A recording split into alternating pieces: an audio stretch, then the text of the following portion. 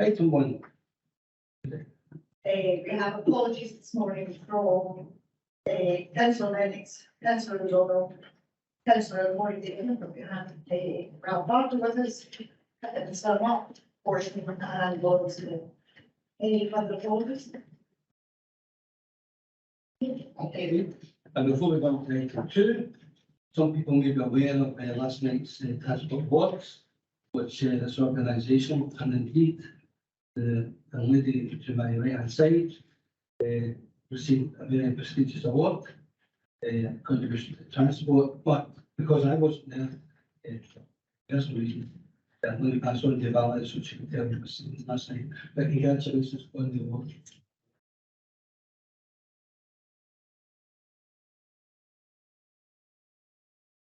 Councillor wants to point to that Councillor Watson sitting among where he works. I don't even think it's a photo of it. Thank you very much.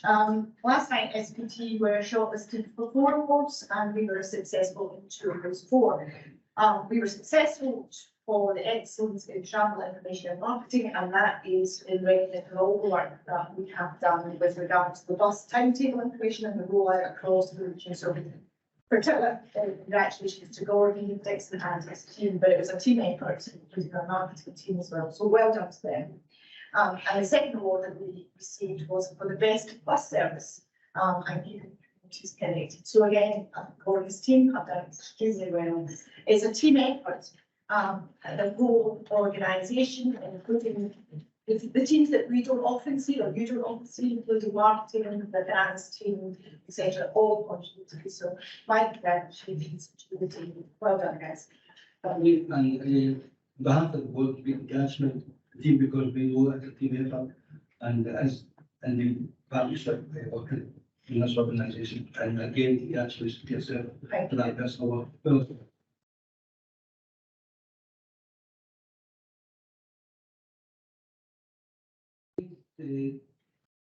item 2, Any declarations of interest and so on? yes, the usual selves. Item 3. Thank you, Jason. Yeah. Sorry, we have Jenna Dixon. Sorry, Jenna. Oh, sorry. Sorry folks, yeah, employee of Scottish Rail Holdings, the owning group of ScotRail Trains. Item 3 is the minute of the meeting of the 17th of March. I'll be happy first with this accurate record. Thank you. I'll take it any matter to rise and I'll just do it in the wrong kind. So, large page 2, page 3, 4, and 5. Any matters rising in screen? No, thank you. Agenda item 4. The item 4 is the meeting minutes of the county. First one is the Operations Committee of the 28th April. It's for a approval and any matters rising. I'm happy to listen and accurate secretary. Any matters arising on the operations list. Good. Thank you very much. Councillor Lennox. Thank you, Chair. Apologies there. There was a discussion also on the Clyde Metro at the Strategy and Programmes Committee about accessibility and DDA compliance and, you know, the work that's been done to look at the infrastructure, existing infrastructure from that regard. And it was just whether that was considered a matter arising that DDA compliance would be shared, the report, sorry, would be shared with the Strategy and Programmes Committee.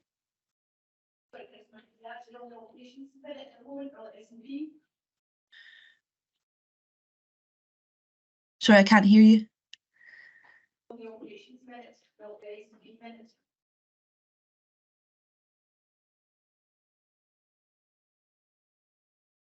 Can I just check the member? Thank you, that's okay. That's better. Thank you. It was the operations minute, not the S&P minute that we were dealing with. Oh, apologies. I'll try and come back in then. Thank you. Councillor Seelan. Rosa. Oh, hi. Sorry, my surname was just, yeah, that's fine. I'm a bit, sorry, I just joined. Are we just going through the paperwork and later on we are raising matters arising? So, I'm just a bit confused. So it's matters arising on the operations committee minutes that we were dealing with just now. Okay, all right, thanks. Thank you. Any matters arising on the operations committee minutes? No, thank you. The next minute is item 4B, the personnel committee will take it plus as an adequate record. Thank you. Any matters arising on the personnel committee? No, thank you. Moving on to 4C, which is the strategy and programmes committee of the 9th of June. Are we happy it's an adequate record first?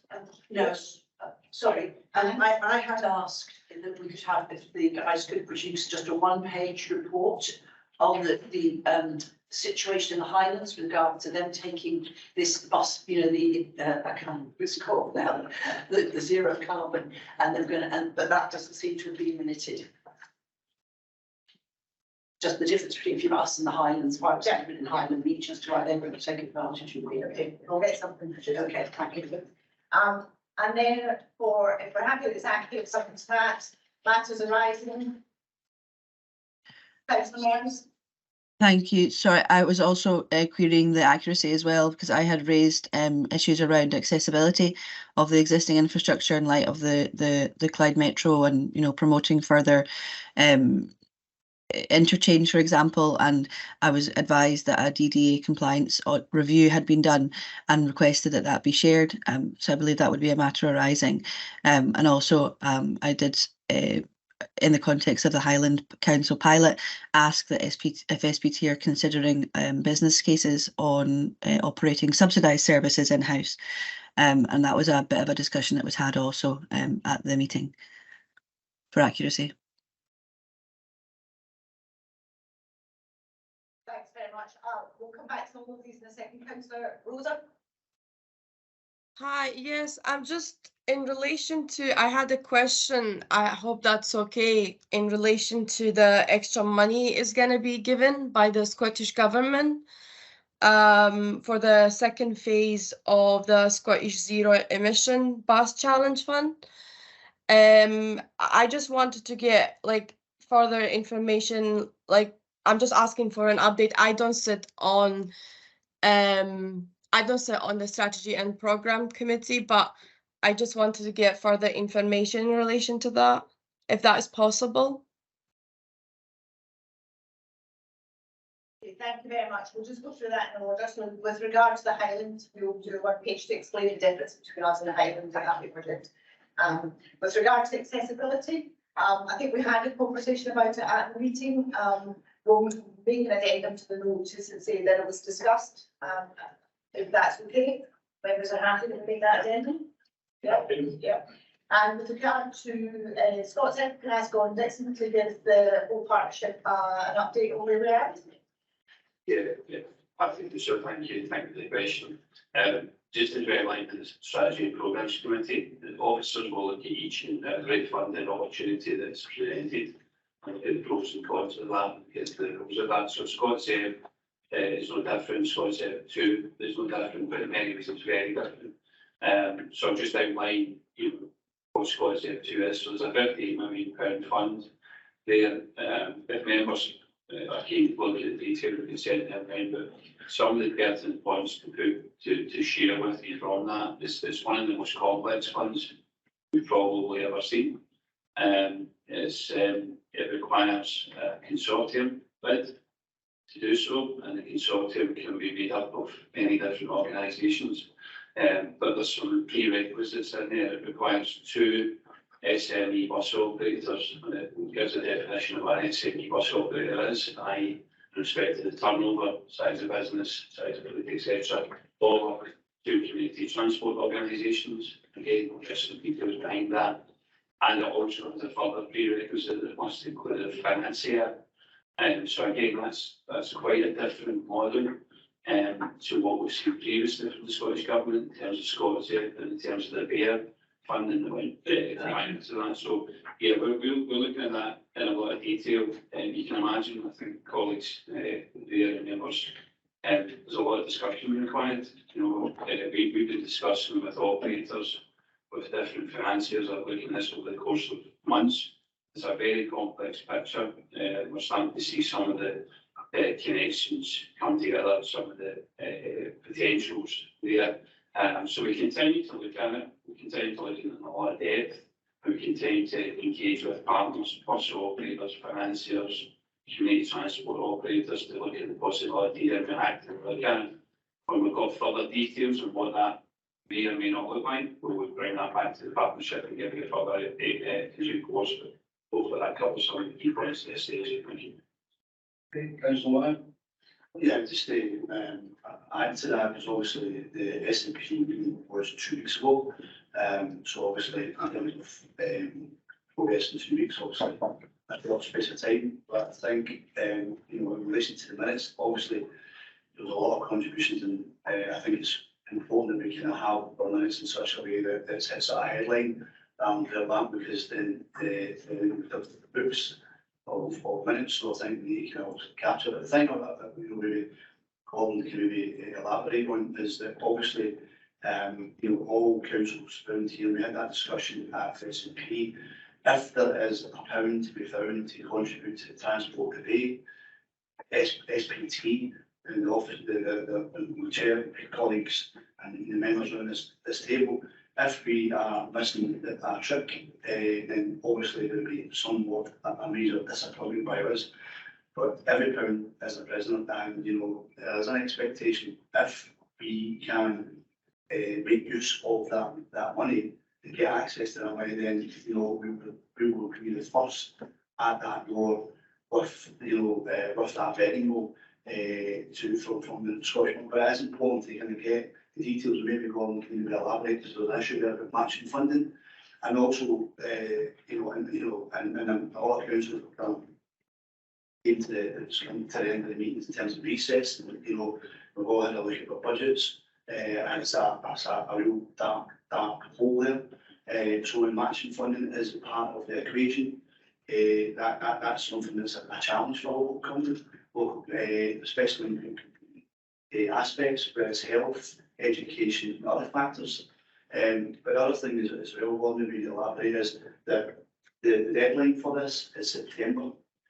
And I think there's some kind of perception out there that it's like wacky races, you know, first come, first served.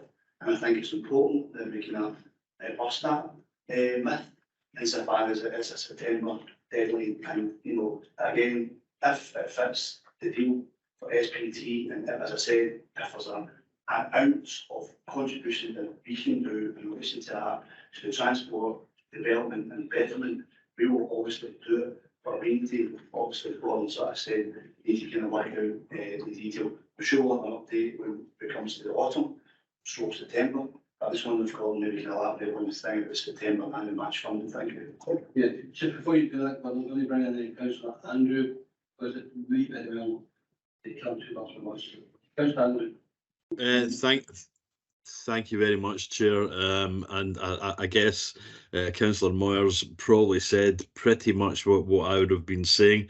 I'm clearly aware that most councils have now gone into recess and we're heading into the dog days of summer. So, you know, I don't underestimate the complexity of what the Scottish Government are asking in terms of a bid. However, the sums of money here are, you know, significant sums of money that could, you know, potentially be used to defray some of our costs on, you know, subsidising routes, for instance, if we manage to get our own zero emission buses or whatever. So I guess my offer is that certainly I have no plans to be away this summer, so any help I can give, you know, through that summer period, for what it's worth, I guess, I'm more than happy to engage with that. Just support that, because September isn't far away.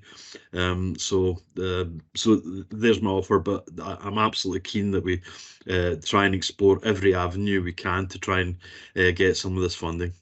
Thank you, Chair. Very much appreciate it, Mr. Andrews. Going to bring in Rosa, and then Annie. Rosa. Thank you, Chair. Yeah, I think that money is a lot of money and has a lot of potential for SPT and how we're going to utilize that. And really, it's great news that money is coming.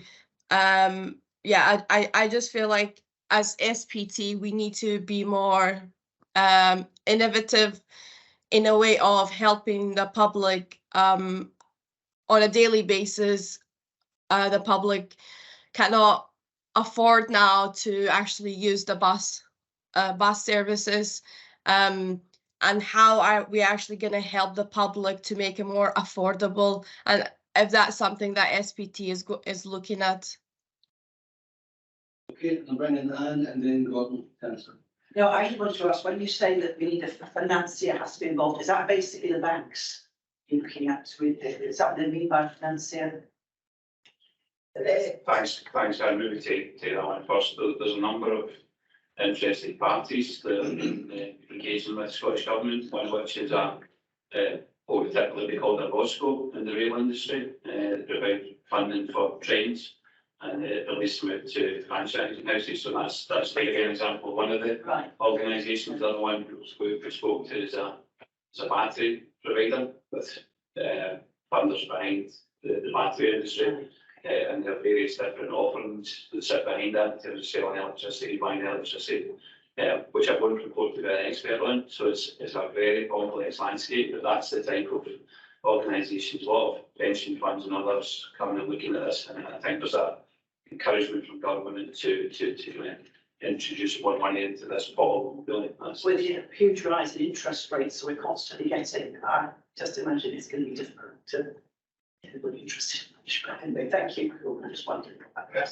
Thank you. Chair, if I could just add a few words to what Gordon said. I think it's really important to ensure that members fully understand the scope of this fund.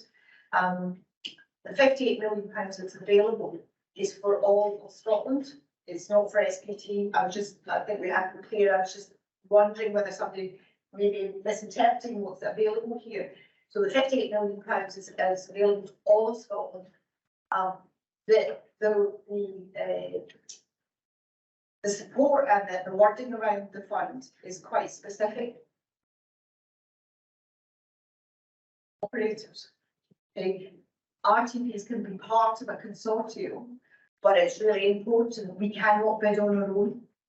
Okay, so we have to have a financier if we're going to bid, and we have to have other parties involved as well. So whilst there is £58 million available for zero emission buses, it's quite a complex landscape. And I think we have to make sure that we're not leaving this room thinking that £58 million is available for SPT and is actually just an SPT bid. It has to be part of the consortium, and therefore the business case behind it becomes very, very complex. Not least of which we need to ensure that the infrastructure for zero emission buses, if they are to bid with a consortium, is in the right place. And so it is an incredibly complex landscape to actually bid into, but we, as you would expect us to do, will always look at it and talk to the stakeholders to see if we can gather, and that's what SPT does very well. We can try and gather the stakeholders around a particular business process, but we cannot guarantee that. And if we don't have a consortium, and we don't have a financier, and we don't have especially SMEs, it will automatically be kicked out. So it's just all the members fully understand the complexity of this bid process. We don't make the rules, but we have to comply with the rules. Thank you. Ken, Andrew, then Councillor Sinclair, and then Councillor Mears. Thank you, Valerie. Yeah, it was really just something from the Gordon's mentioned about pension funds, and clearly, a pension fund like the Strathclyde Pension Fund may well be, a financier that would be looking for an opportunity to diversify into something like this. I mean, I know that they've been doing things around wind farms and looking at all sorts of different diverse methods of, equalising their portfolio. So I would have thought Richard McIndoe would be interested in at least having some conversations with you. Should you, try, be able to get a bid put together. And thinking about the kind of size of the bid, I mean, we've got, £58 million, but I mean, I guess by proportionality, we're still, potentially looking at something like £20 million for SPT should we be successful. So it's still a fair old chunk of change to try and get to have a bid for. So I think there's an opportunity there. Thank you.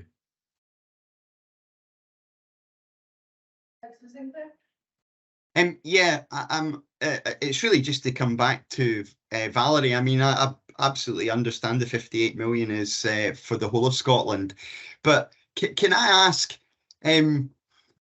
why are these so complicated, and take you're spinning so many different hoops to get hold of that money?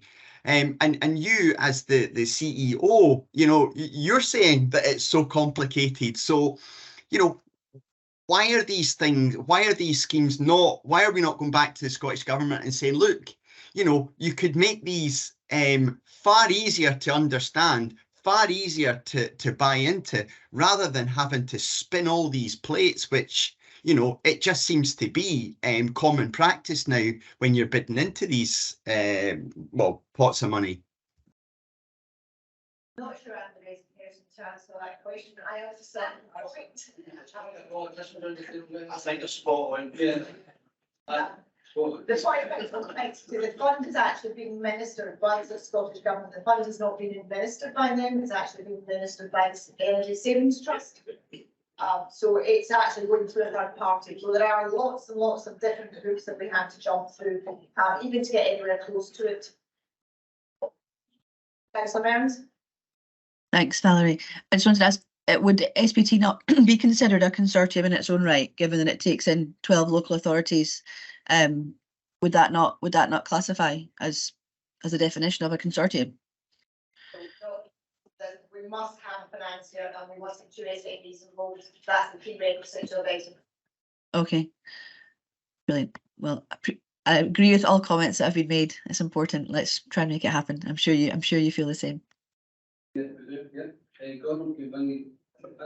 thanks, Chair. Just taking back on Councillor Moy's point, the match funding contribution is a key point here. It's a substantial contribution, and maybe just also the this in the light of some of the services that we have. We go through, and we do this every year, every service, every line, there's over 200 of them. I look at the requirements there, support members, where we are currently. Some of these are early morning jobbies, some of these are very evening jobbies. So we're looking at, we have a small input, but an important one. Other ones we have the full service, and there's obviously more scope there. When you dig into the detail of that, members, you find most of these are done with very small vehicles. The market for small vehicles is not as well developed in terms of EVs. We know that, manufacturers tell us that, but we're waiting for the products to come forward. So again, we're not only engaging with the operators, we're engaging with the manufacturers. What is coming down the line? There's another wrinkle in that that's important to share with you. The cost can be 2 to 3 times what it costs a diesel vehicle. Right? It also requires kit in the depot. And depending on where the depot is, depends on the cost of equipping that depot for EV. If you're fortunate to have a substation and a lot of power nearby, you can get the more cost effective. So I share that not to go away on it, but just to really share some of the practical experience of rolling this out with bus operators. Many of our operators, you'll find, are the guys who are in the pit fixing the vehicle. They are the backup driver, they are the accountant, the financier, the marketing person. So again, some of that reality we have to feedback to colleagues of the Scottish Government saying this is the reality of the market that we're working with, and the challenge in terms of making that market zero emission is not an easy one. So it's important to just really tell that as it is. Yes, we will look for the opportunities. Yes, we will look for the right partners, and yes, we will bring forward that to the partnership due course. Okay, thanks very much for that. Councillor Quinn. And just briefly in a different subject, I moved away from it, I think colleagues belong to Julie answered comments, but it's just, I think, quite important that in relation to, not unbiased, Chair, but it's SPT's best committee. It's a bit fairness. But the big thing that stands out for me over and above the conversation that was had is the issue in this page 21, agenda item 7, and that is in relation to the strategic regional bus strategy. And I think, obviously not everybody is in the SNP, and obviously that develops questions on SNP, and that's quite right. But I think it is important that we emphasise that particular agenda item. Obviously, Bruce had a list of very key agenda items on that, but this is actually quite a very significant piece of work insofar as our move to basically develop a bus strategy in the west of Scotland and the Strathclyde area, something that is not in place in Scotland, and that's something I'm sure we'll raise when we meet the Transport Minister. So I guess the question is, 2 weeks later, how's it doing, Bruce? Very well, yes, Chair. Thank you.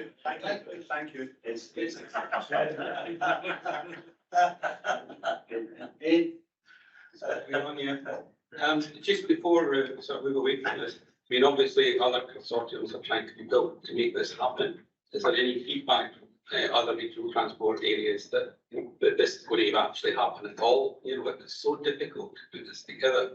Is there a likelihood that this could just fade away? Just to repeat that, in case those online did not hear, Ed has asked if there's other consortiums, and Barney is going to answer that. Sorry, Barney is going to answer that. Pick that up, Chair. I think the proof will obviously be in the pudding. What we're doing at this point in engagement with all our partners, including the regional transport partnerships. I'm sure the brothers across the country have some other conversations, but the main thing is meeting our own connection in terms of operators. So we've been talking to financiers for a number of months around this to get people are still trying to get their heads around it. We've kind of outlined some of the key points. Of course, people to look at the eligibility criteria. It's very, very complex, as I said, but at the end of the day, this is behind it. It's £58 million there. So yes, there will be strong interest. You know, yes, we will look at it in detail. So I expect this from other parts of the country. And I'm interested to see how this come forward. I don't think there's anything to add. We'll work on how we can do best. And I think, if you look at the first, there's plenty of case items there. And if you look at the first round, most of that money went to the operator, but it was targeted to operators. It wasn't targeted to public sector organisations. It was deliberately targeted to operators. So we will continue to do what we do and do what we can pull together in the time available. Okay, thanks everyone for the contributions. Next item. Thanks, Chair. The minute of the Audit and Standards Committee, which was the 9th of June. Are we happy with one of them online? Donald, that it's an active minute. Donald, would you like to comment? Very happy to recommend them to the partnership. Very much. Any matters arising? No, thank you. Agenda item 5. Thank you. I'm actually going to invite Donald Reid in at this stage as the chair of the Audit Standards Committee to advise the partnership of the Audit Standards Committee and report. Donald. Hi, Donald. On this time, yep, very happy to recommend this to the committee, the partnership. The report outlines the work of the committee and it's important that the full partnership and have an overview of that work. So any matters arising or any questions on that particular report? No. Thank you. Okay. Okay. Agree. Okay. Next presenter. Next presenter. Thanks very much. I'm delighted to share with members your draft annual report for the last financial year. A lot of work goes into this, and it's an annual report that can't possibly describe everything that SPT does and go on. So it's a snapshot of some of our highlights through the year. We have received one or two comments already, and we will take them forward. I think there's a comment from Craig asking if we should include a few words of praise into the school transport issue last year, which we'll do. We'll practice something to that effect. But I think it's important that we recognise what the annual report is. It is literally a snapshot of all the very good collaborative work that goes on within SPT and also with our stakeholders and those that we work with.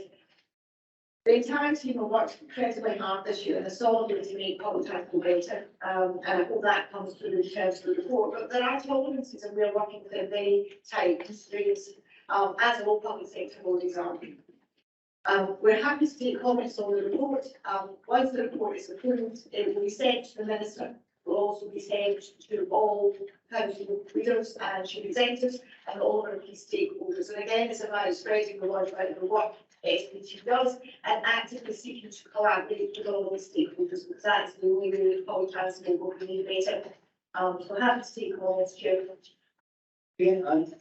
This is just a kind of typo thing. In the very first paragraph of your forward statement, it said, over the past years, despite the challenges facing the transport industry continues to experience, well, it should either be despite the challenges facing the transport industry or despite the challenges the transport industry continues to experience. But it doesn't read right the way it is at the moment, does it? Okay. We'll pick that up, right? Thank you. And if people have good comments and they can't put something through and just all of a sudden it just runs on you as it does, then just email them in. Email address. Okay. Are we happy with that? Great. Thank you. Next agenda. And so again, there's a certain summary update, summary modernisation updates. Thank you. So members will read the feedback and I'll just summarise any questions myself, my colleague David, and also the feedback questions. So pages 81 and 82 cover the ongoing funnel line and improvement work that we're doing.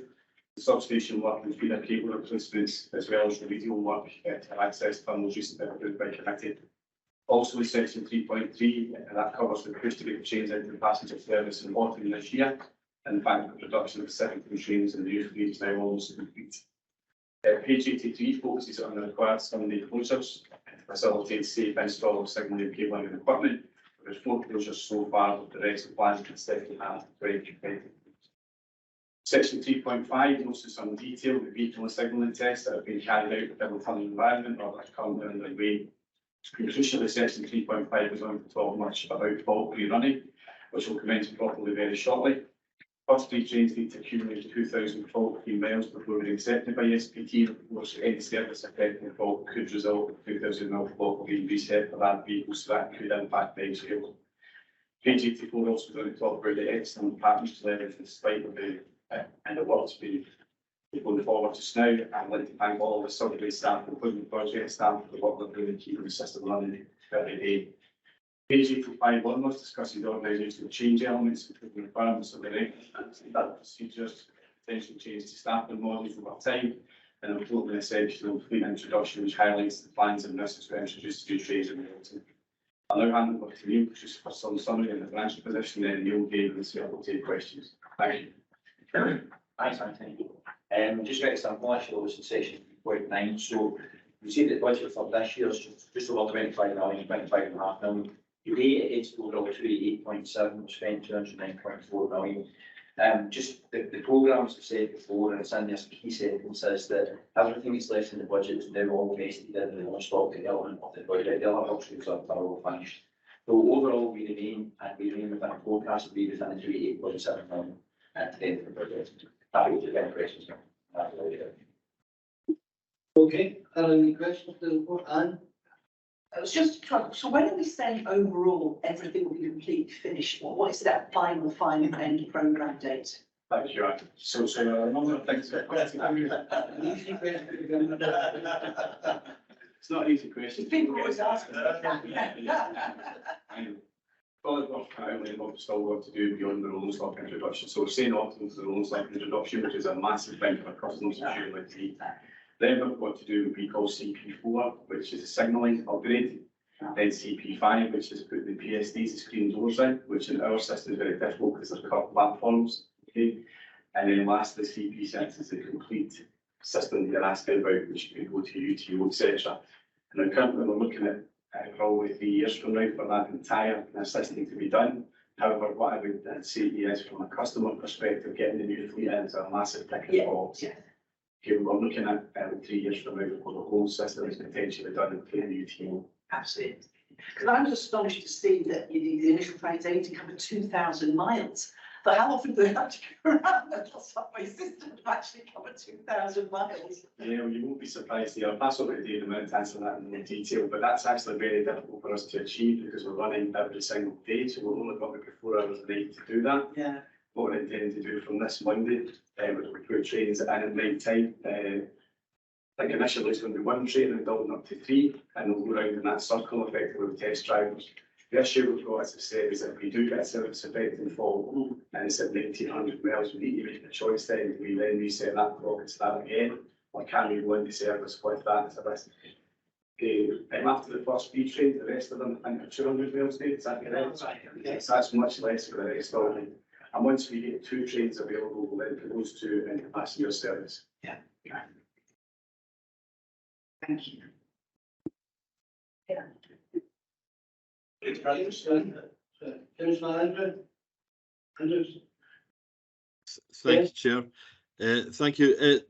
I mean, it's just a kind of daft laddie question, I guess, but it's just you know, while you're introducing, you know, the new signalling, new trains and whatever, it's just, and I'm sure it's on your risk register anyway, is just to ensure that the month that the World Cycling Championships going on with Glasgow at the epicentre of that, that you're cited in that, make sure that we're running the service to its absolute maximum, you know, and not having closures on Sundays or whatever. As I said, I'm sure you're already completely cited on that, but it's the kind of thing I'd forget, so I treat everyone as stupid as myself. We are involved in that with the rest of the SPT team, and actually we won't close any Sundays then, and we've got an extra trains both on the Saturday and open late on the Sundays well during the championships. Okay, and then Councillor Mills. Yeah, just looking at the budget side of this, you say that the programme remains within the approved budget, including the programme contingency. Does that mean the contingency is still available or that you've used it? And could you also comment on what's the commercial relationship with the consortium right now, because the word was used a while back. Councillor Mills, and then we'll get an answer. Thank you. Thank you, Chair. I'm not sure if we've had this conversation before, but as part of the subway modernisation, have we looked at opening the subway later? I know that this is something that is regularly called for by many members of the public, and it would be helpful to know if what work's been done on that. Thank you. Thank you, Chair. I'll maybe answer the second one first, then go back to Neil on the finance piece. As regards what we would call a cabinet operating model, we have started work on that, and that's looking at all different hours which we can address at the service, so we can get the UTO done certainly, but in the meantime, I think that it's going to be a call once we see the new trains to get the Sunday open and revisited, and that's what we're looking at just now. So all I can say is that work is ongoing, and as we said consistently, as we progress through modernisation and complete modernisation, we will look at those older hours. I don't think there's any then work to stay on that just now to do that. Neil, on the finance question, please. Yeah, thanks, Nancy. So in terms of the first question, yes, there is contingency that remains. The second one, in relation to the commercial relationship, it's an active relationship we've got with the consortium. It can be crunchy at times, and I think versus probably suffers to stay if deals with that on a daily basis, but I would say it's probably crunchy given where we are in terms of the project, but we're at a really hard, fast running part, trying to get that really crucial, but get the trains in the system. So that's not just, it's not just technical knowledge testing, whatever, there are always decisions and elements around how that should fall always. So that involves, ideally, I guess, probably is daily, Dave, discussion around about how issues are resolved, but it's an active, ongoing. I don't want to characterise it in any way, but obviously it's not a negative relationship. There is a relationship there. Good. David, do you like to Not particularly, no. I agree with everything Neil just said there. It's an active relationship. We're in contact with them hour by hour, minute by minute, most years. So yeah, it's as I expect, there could be a relationship regardless of the project basis. Councillor Mills, is that legacy hand that you want to come back in? Thank you, Chair. Just as a supplementary, it would be possible to request more information on the work being undertaken to look at opening later hours, not just on a Sunday, but just more generally, to try and promote public transport, modal shift, and the nighttime economy, etc. Yeah, obviously the unions will be involved in that. Yeah, thanks, Chair. I think perhaps get the whole of the partnership some comfort with. So the target operating model looks at a number of scenarios. We will come to the partnership at the appropriate stage in that. Clearly, we have to have union conversations as well, so it's about making sure that we've got all of this in the right order. So the answer to that is yes, but it won't be necessarily soon, as in it will be at the stage, the relevant stage as we progress through that, so that we don't upset any matter relating to union discussions, because we have to have those conversations at the right time with them and move through all of those different scenarios. So I realise that may not be quick enough for some, however, I think we have to make sure that we don't upset or cause ourselves any problems or indeed put any hurdles in our way of making success through some of that, because some of it will be tricky and crunchy to get through. We'll be at the right stage. Okay, Councillor Moyles, then Donald. Yeah, it's just because of the years of experience. I mean, I think the experience and the observation that I've had with the survey over the years has responded to seasonal and festival arrangements. So it is flex in terms of, you know, different events during the year, Christmas time and all the rest of it in terms of like, but the reality is, I mean, having the appreciation of working in another industry similar to, is that we need that issue of maintenance, and that's over and above the issue of modernisation. So I think we need to be appreciative of that practical side, as well as what the chair said in terms of obviously engaging with staff in terms of their engagement and participation on it. I think we need to reflect and acknowledge that we do extra hours when we can. I mean, we'd all love a 24/7 survey, but in the real world, we do need to maintain the track, trains, and also, by the way, that issue of staff. Donald, and then Councillor Sinclair. Thank you. Sorry, the sound system's not good, so I was just double checking it was me. Just to reinforce what the last two speakers have said, in particular Valerie, but I've got great support for Anthony, because Anthony wants to get this project finished, right? Every hour you take off Anthony at night means another week of delay to the infrastructure being fitted, right? So I appreciate Glasgow councillors demanding extra hours, but when we've listened to the profile, we're also aware that we want a safe system that's up to date. So we'll have to make allowances, I think, in the interim till we get that safe system fitted and all these safety doors and gates fitted. So I support fully what Valerie just said, and also the Vice Chair. We've got to make allowances, and we've got to let Anthony get on and get this job finished for the credibility of SPT as a whole, but in particular to get the passengers who use it on a regular basis a good quality service. Yeah, thank you. Councillor Sinclair. Yeah, it's page 51, and it's bus station departures. I mean, I'm looking at Buchanan Street, East Kilbride, Hamilton, Silverburn and Bray Head. It seems to be, when you look at Silverburn, I mean, the figures there are absolutely, you know, just, you know, from 22 to 23, you know, compared with all the rest, it's all positive. But why Silverburn? Why is it doing so badly? Yeah, I'm going to bring him back here. I think it's, you're on the wrong item. Thanks, Councillor. I think we're actually on the following item. I think the matter you've raised relates to the report, and I'll have to get somebody to drop your email just to explain some of that. Sorry. Yeah, happy. Well, we'll do that. Thank you. Any further questions?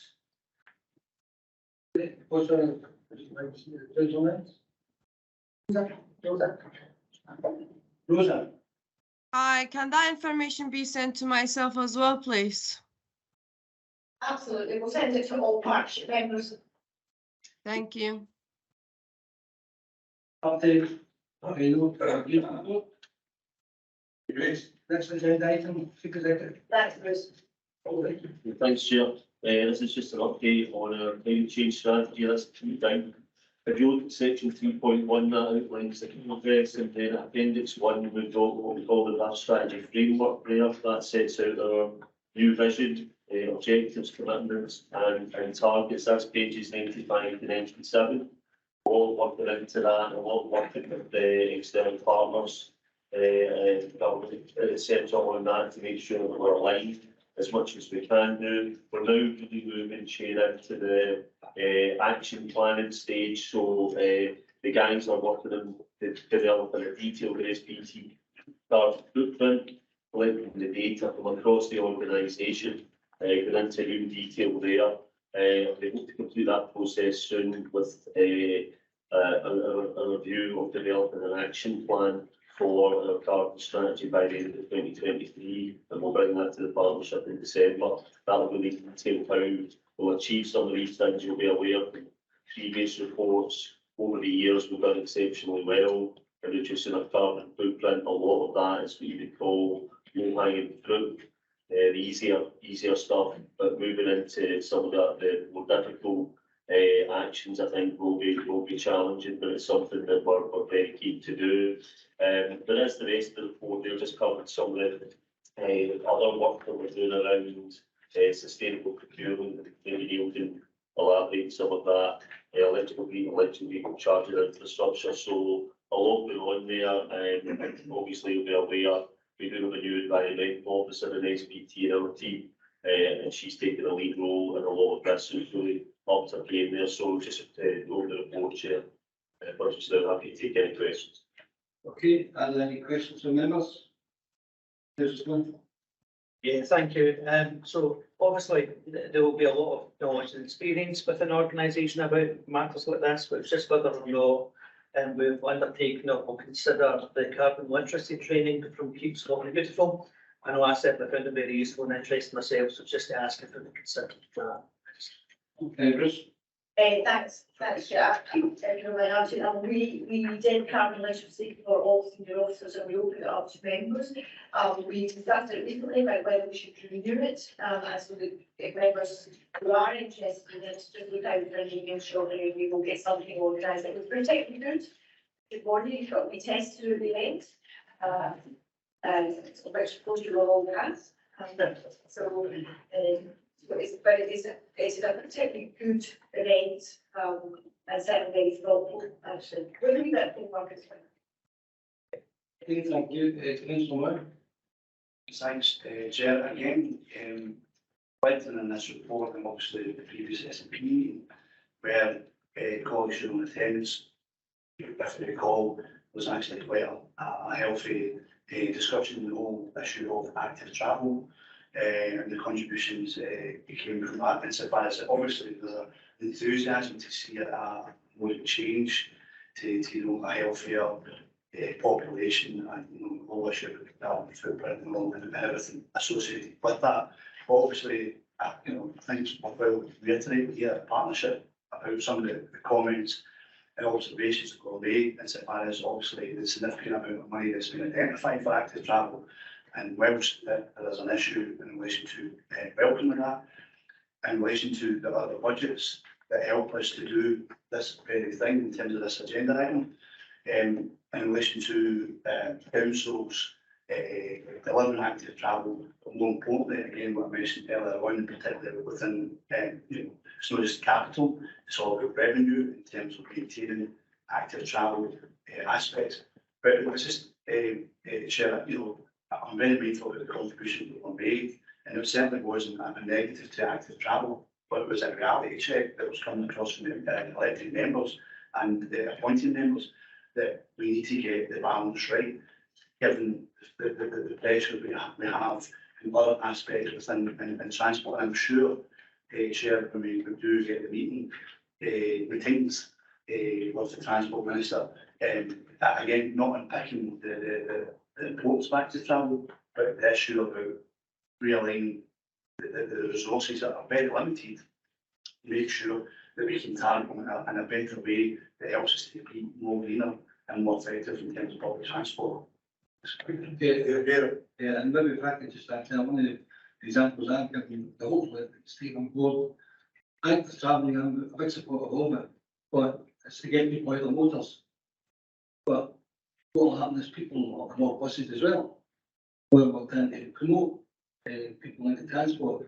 So for me, it's to be connected, and I believe that contribution is part of my concerns. So it's just to be members aware of that. Any other points? Okay, agree? Thank you. Agenda item 9, Chief Executive. Thank you. I need to be back to the meeting now. I'd like to share operational plans to remove some of the partners we've put in place for kids' school fees under 16 promotion. Through the 23 summer holiday period for schools. We carried a successful trial during the Easter holiday period, and although the overall partnership was up 18.5% from the previous Easter for all our passengers, the under 16s were about 43.5%, so therefore you can see we did that piece. The cost for this and lost revenue of £67,000 an estimate, but we've got other revenue that comes in because animals have travelled, etc. No particular reason to be concerned following Easter trial, but obviously insignificant but long periods of antisocial behaviour, we have to have a drop in promotion, and obviously we reserve the right to maybe anybody in travel and something. So happy to take that chance. Thank you. Yeah. Are there any questions? I think it's a really good news story, especially in this time of hysteria. Yeah. Thank you very much. Yeah, I've got a question that's in two parts that I suppose may seem contradictory. First off, I think it's really important that there's absolutely zero tolerance for antisocial behaviour. As you know, Chair and Valerie, I've raised the issue, and I know it's not SPT's responsibility, but the issue of antisocial behaviour in buses, which has been raised with me, which has gone up. With the introduction of the free bus travel. Now, obviously, that's a small minority, which brings me to my second part of my question, which is in terms of increasing the number of people who can, take advantage of free subway during the summer, and maybe to make it easier admin-wise. Has there been any thought of making it, obviously not this summer, but maybe in future under 22s? And I say that for two reasons. Number one, it increases the number of people who can take advantage of the free travel. But secondly, from an admin perspective, given that so many people have these under 22 passes now, it's much easier to kind of marry the two up. So I don't know if there's been any thought about that. Okay, Brendan Donald, then Councillor Sinclair, and then we'll get an answer. Thank you. Thank you very much, Chair. My question's based around unescorted children travelling. ScotRail run a similar programme that's some children can travel free, but they've got to be with an adult, or they're with the adult as a family package and they pay £1. So my question's around the principle, as it looks like anyone under 16 can travel free of charge, unescorted, And is there any concerns around age considerations around that? And my main focus is, if it's family focused, why is the deal not associated when travel with the adults or the family as part of a family day out, rather than it being simply an under 16 can tap and travel without paying? Councillor Sinclair, and then going back to Vanessa. Sorry, I didn't have my hand up. All right, okay. Right, well, I'll make a contribution. I've raised this in relation to the under 22s. And obviously, in the Bog, just one of my neighbouring constituencies, where buses, 3 buses in particular, and one was burnt out to shell. And it was youngsters going on with kindling, setting fire at the back of the bus and walking off, leaving in their mind. So I was on the bus, they burned to death, because what else was in the light. So what I've asked the minister, previous minister, again, Prime Minister, anyway, I asked the previous minister, and we'll ask again, that the Scottish Government create legislation that either give the power to the police or the magistrates to withdraw that card from those individuals, because I'm sure right around this table we do support the under 22s and free travel, and anything we can do to tackle austerity. And this is a biggie. So if that's in place, then the culprits, the thugs that perpetrate this, then get that card taken off them either by the police or the magistrate. Okay. Thank you. Thank you, Chair. I'm going to ask the second question first, and come back to the value for the under 22s. Value. So as regards unescorted children, really the Easter trial was to just make sure that wasn't going to be an issue for us. And we didn't have any significant issues. We had some, but no significant issues on the unescorted children. And just as it is just now, I mean, the staff judgment is really critical for us, and nothing will change on that. Effectively, our staff, station masters, station assistants, make the judgments to somebody can cross that barrier or not. If you do get kids messing about and across the barrier, you just stop the transit before we've got them all. And effectively, that's as we would do right. I don't see any difference in that. On the under 22 is certainly something that the subway can facilitate in terms of targeted passengers, etc. But it's just about a business case there, so able for yourself. Just from an administration point of view, the under 16 versus under 22s gives us no issue whatsoever. The card, the system recognises that they qualify. So there would be no administrative benefit for us doing it from 16 to 20. Perhaps Chair, if I could just come in on the back of that. The issue about the under 22, this is the kids go free has been deliberately targeted at school holidays, which is why it's 16 and under. The issue about going to under 22s takes us back into the realm that we continue to have this conversation about funding under 22s on the subway and on trams. And both subway and trams, we collectively group what we consider to be a very good argument for it. However, we're not supposed to forward, and we continue to have those, I'll continue to bang that drum as best as we can. The under 22s issue is a much more significant cost to us, and therefore that would be a deciding factor. And unless we have support for it financially, it's not something that we could probably take the risk of. That's true, but we continue to take that. And then Councillor Moore. But I thought that our own figures showed that we actually haven't suffered much from the under 22s not having the free travel on the subway. Our numbers have held up very well. So if that's the case, why do we take the income hit? So the figures held up well. We started to take a dip. So there's a period of time that we need to monitor this. It took a dip over the first couple of periods in the year. So we had to be very careful about what we do as we progress with that one. Trams have they accepted the under 22 card, and as a budget cut have now decided against taking the under 22 card. So there's a bit of stability that needs to be brought into the whole thing before we go too far with it. See, Councillor Moore. Two exceptions. I talked about the point that, we've made representations, time to make representations. jointly with the Edinburgh Trams to have a uniform approach that's integrated with a system, which could apply right across. And as I said, colleagues, North Ayrshire, may have a view in terms of the ferries as well, and that sort of thing. But the point being is that we've not had that response insofar as the financial follow-up. Quite frankly, again, we're harking on at the end of the day, who's delivering it? I'm not a fan of the terminology free. If it's not free, somebody needs to pay for it. But the point being is the availability of providing a similar service to the buses, to the trams, to the subway and ferries should be something that's uniform, but it needs to come with resources. Because asking the councils for more resources to plug that financial gap, I can hasten to think what the response is going to be, given the financial circumstances around. But that doesn't mean to say we don't continue to press that button to ask for that, because it makes sense that we're applying to buses. We need to apply to our modes of transport. Thank you for that contribution. Councillor Mills. Thank you, Chair. It would be helpful to know what level of feedback that we'll be requesting from those that will be benefiting.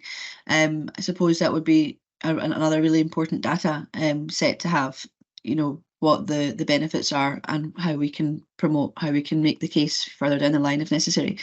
And also just in terms of the signing up and the administration of it, I know it's been a problem with the under 22s, taking a very long time to actually get cards to the number of young people that there are in Scotland in a quick time scale. And I don't know how I know it'll probably be a different system, but are we confident that there won't be, excessive costs and time delays as a result of some of those challenges? The first thing to say is that all campaigns that SPT do are analysed afterwards for impact, and we have a process internally for doing that. So we assess all campaigns that we do. And the second issue is SPT is not responsible for the signing up of under 22 cards. That is not an SPT activity. That is something related to Transport Scotland. So any person with an under 22 card currently will on site with it will be able to use the scheme. That is we're doing through the summer, but we have no locus over the issue of the under 22 cards. I can also come out this year, please. You'll note in the paper as well, Councillor Mills, that if somebody doesn't have that card, as long as it can prove the wage, we'll issue them with a single kind of paper ticket for that journey. So there'll be no delay. If somebody wants to use a subway under 16, they can prove that, then they can use the subway.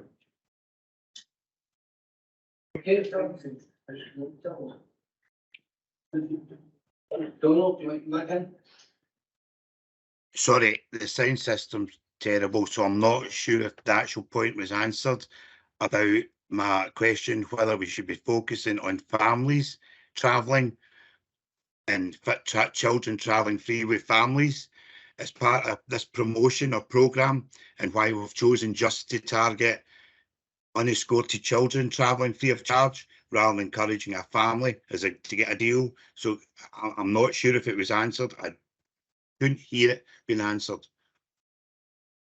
I think we're back on that yet, and if we answer the security and safety question first, that's obviously the most important. As I said, the staff will use their judgment as they do just now. So if you're under 16 just now and turn up with your spare, we'll let you on anyway unaccompanied, unless we think they're a danger to yourself or others, and that will be the same throughout this promotion. As regards the aspect of could we make it a family promotion, I think again that's part of the business case that we need to look at. Yeah, I mean, just to add, I mean, the marketing campaign that's associated with us is family orientated and young people orientated, so it's not the case that we're only promoting it to young people under 16. There's an obvious attraction to families which we're playing on as well as part of that campaign. Councillor Sinclair.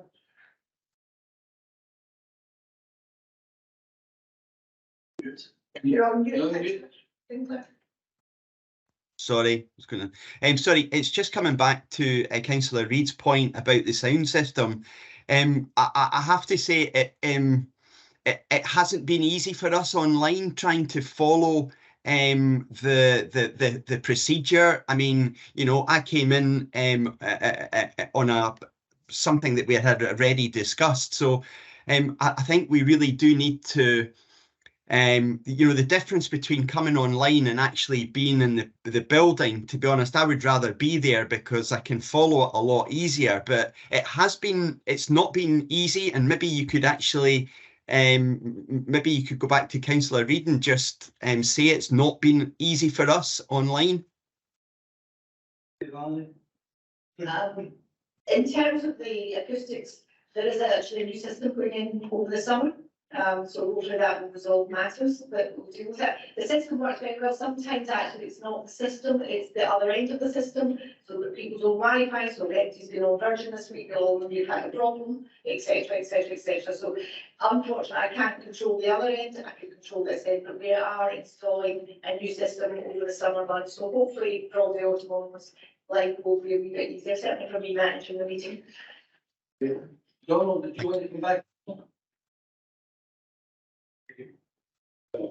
Well, I'm just not. I don't think I'm satisfied with the answer of the reasoning why we went with just allowing children to travel rather than focusing on families. And perhaps the Audit and Scrutiny Committee, Audit and Standards Committee, will look at that in due course once we get the feedback. Councillor Andrews. Thank you, Chair. It was just on Councillor Sinclair's point about the sound system. I mean, certainly at my end, I can hear everybody that's online absolutely perfectly and perfectly clear, and the visuals are excellent. It's in the room in St Vincent Street that it's very echoey, and the quality is very poor. It is really quite difficult to hear some of the responses. So it was really just a bit of feedback on that. So it's certainly not, if you like, at our end. It's in the room at St Vincent Street. It's the problem. Yeah, that was wrong terminology feedback, but we'll do our best during some moments. Okay. Thank you, Chair. Thanks, Chair. For Councillor Reid, I'm not sure if you actually heard the response, but the marketing campaign is not solely directed to young people. It is focused on trying to bring in families. And actually, the expectation is the numbers that have been given in the report of a cost around £67,000. We don't expect that to be the actual cost because we expect to generate adult journeys, you know, associated with young people who travel for free. So we can share the marketing campaign, which is kicked off already, but it's very much focused on trying to get not just young people but also associated adults to travel with. Yeah, but I think the point, and I'll reiterate the point, is where youngsters can travel themselves, but they're not in a family. We want to just go in something and maybe cause meeting. And we've had the examples, that's why I brought in the under 22s, because just to give that example, there was me experience on the subway. So it's something to look out for, and we'll go on. Councillor Moy. Oh, Councillor McVeigh. Chair, always talk about the bad quality sound and whatnot. Is it not time to bring a vote to hybrid meetings in? I'm with you all the way. Okay, on that note, can we do that agenda item? Agreed. Yes. Okay, thank you very much for your attendance. Thank you very much for the beautiful and lovely song. Thank you. Thanks very much. Thank you, Chair. Thank you. Thanks, everyone.